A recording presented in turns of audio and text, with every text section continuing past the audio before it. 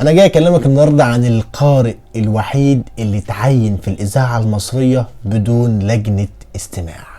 يعتبر أذكى قارئ أنجبته مصر، يعتبر العملاق بمعنى الكلمة.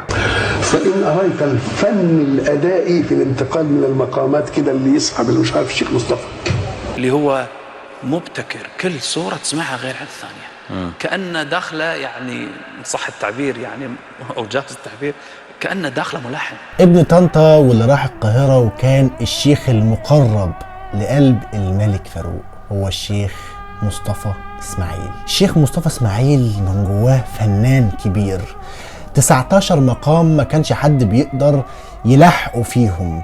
الشيخ مصطفى اسماعيل كان ممكن يقرأ 3 أو 4 أو 5 ساعات متواصلين من غير ما يتعب، وكان بسم الله ما شاء الله حنجرة ذهبية، جمال صوت، كل ده في الشيخ مصطفى اسماعيل.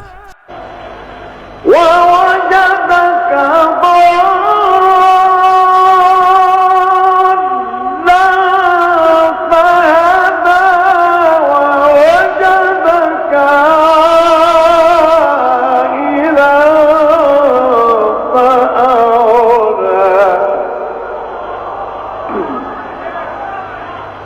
تعالوا احكي لكم ازاي الشيخ مصطفى اسماعيل بقى القارئ الاقرب للملك فاروق. الشيخ مصطفى اسماعيل كان دايما بيقرأ في مجالس طنطا، وسمعه بالصدفة الشيخ الصيفي. الشيخ الصيفي ده كان ليه تاريخ كبير بس مش موضوعنا. الشيخ الصيفي اعجب جدا بقراءة الشيخ مصطفى اسماعيل، فقال له يا شيخ مصطفى انا عاوز اخدك اعرفك على قراء القاهرة وقراء الاذاعة المصرية. فرحب جدا الشيخ مصطفى اسماعيل وقال هي فرصة يمكن ربنا يكرمني والناس تعرفني واكون حاجة كبيرة في دولة التلاوة. وبالفعل خدوا الشيخ الصيفي لمسجد سيدنا الحسين، وفي اليوم ده كان إذاعة القرآن الكريم هتسجل للشيخ الشعشاعي، وكان منتظره الملك فاروق عشان يسمعوه في الراديو. وزي ما بنقول عليها بقى ايه، مكافآت ربانية او حاجة من عند ربنا. يشاء القدر ان الشيخ الشعشاعي يحصل له ظرف وما يجيش اليوم ده. طب هنعمل ايه؟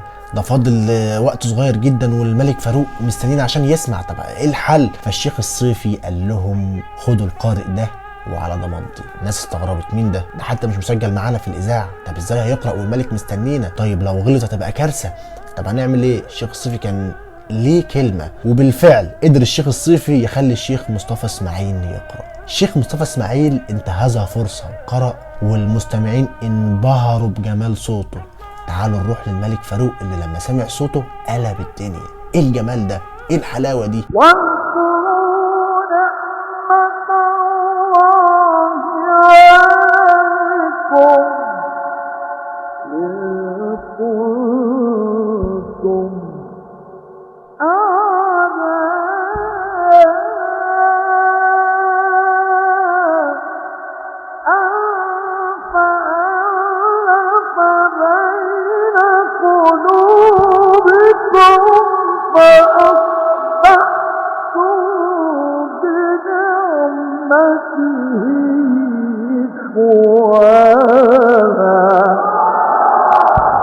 فقرر الملك فاروق انه يعينه لقارئ القصر الملكي، فكلم مراد باشا وقال له هات لي القارئ ده حالا. كلم بتوع الاذاعه، انا عاوز القارئ ده يجي القصر الملكيه حالا، الملك فاروق بنفسه عاوزه. فالاذاعه ترد عليه يقولوا احنا ما تعرفوش. والله هيجي احنا ما نعرفوش. فبتوع الاذاعه يكلموا الشيخ الصيفي، يا شيخ الصيفي الملك فاروق بنفسه عايز الشيخ مصطفى اسماعيل، نوصل له ازاي؟ فبعتوا وفد من القصر الملكي لطنطا مخصوص، كلموا العمده وشيخ البلد والدنيا كلها، فرحوا له ايه يا شيخ مصطفى انت عملت ايه؟ قال لهم والله ما عملت حاجه. فاخدوه وراحوا لمراد باشا، سلموه لمراد باشا. مراد باشا قال له مبروك يا شيخ مصطفى، انت بقيت القارئ الخاص لقصر الملك فاروق. الشيخ مصطفى اسماعيل بقى القارئ الخاص بالقصر الملكي للملك فاروق. وللعلم الشيخ مصطفى اسماعيل ما كانش عاجبه الاذاعه المصريه لانه كان بياخد نص ساعه بس، والنص ساعه دي ما كانتش عاجباه، اقل حاجه كانت ساعه عشان يقدر يمتع الناس، عشان يقدر يشجي الناس. الشيخ مصطفى اسماعيل تاريخ في علم القراءة، تاريخ في علم قراءة القرآن الكريم، تاريخ في مقامات قراءة القرآن الكريم، حلاوة صوت وجمال أداء. واللي الشيخ الشعراوي شهد ليه بأدائه وبجمال صوته، في علم المقامات والقراءة، واللي معظم قراء العالم العربي دلوقتي بيتكلموا عليه وبيقولوا بس لو نبقى ربع مصطفى اسماعيل من جمال صوته وحلاوة مقاماته كل الناس هتفضل تتكلم على مصطفى اسماعيل لتاريخ قدام ملوش نهاية، لأن مصطفى اسماعيل دولة تلاوة حقيقي. هي دي مصر، هي دي دولة التلاوة.